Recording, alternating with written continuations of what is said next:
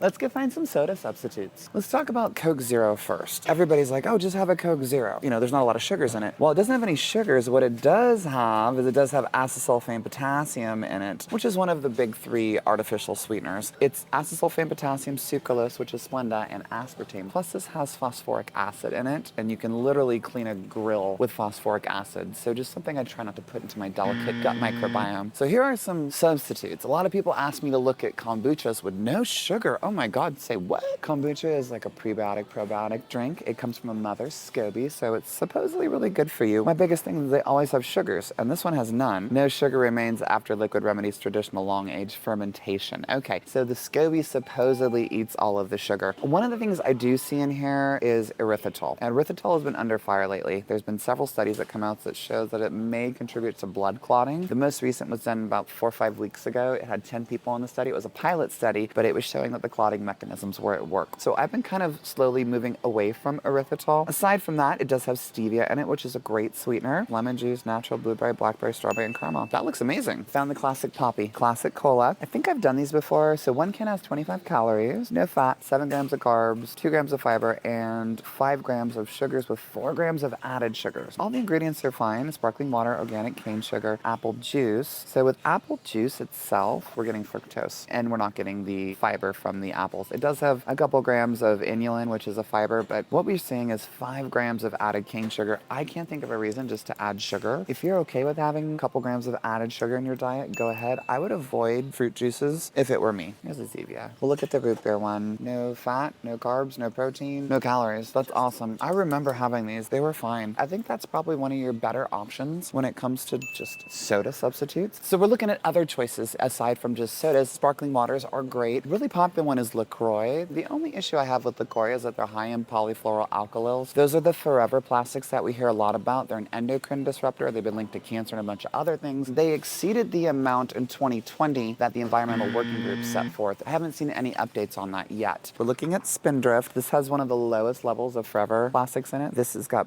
0.19 parts per trillion is what it boiled down to. So ingredients, carbonated water, raspberry puree, which I love because that means the fiber's still in it, and lime juice. Has 0 fat, 0 sodium, 1 gram of carbs, no added sugars, 1 gram of sugar, that's from the pureed raspberry, and only 5 calories, no sugar added. I'm gonna have to buy the whole thing. Hopefully I like it. Let's go try it. Let's see. They're okay. It's not like a party in my mouth, but they're okay. Positives, 5 calories for the whole thing. Only 1, 2, 3 ingredients. It has the fiber from the raspberry puree in it. The taste is not bad, but it's just not amazing. It's like kind of a win.